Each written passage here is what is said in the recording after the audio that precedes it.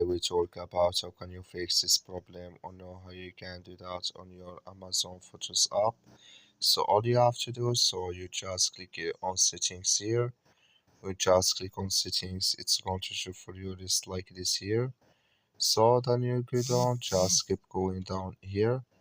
So then you click here on apps.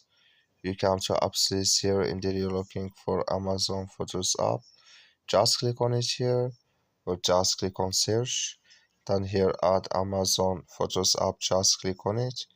So then it's going to take you to this list, and here you click on first stop, click on OK. Then you go down, just click on storage.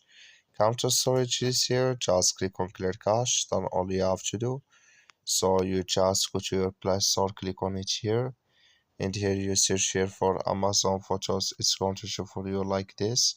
You will find here updates, click on it, and it's going to work with you. That's all you have to do. Thank you for watching. Don't forget to support us by liking and subscribe.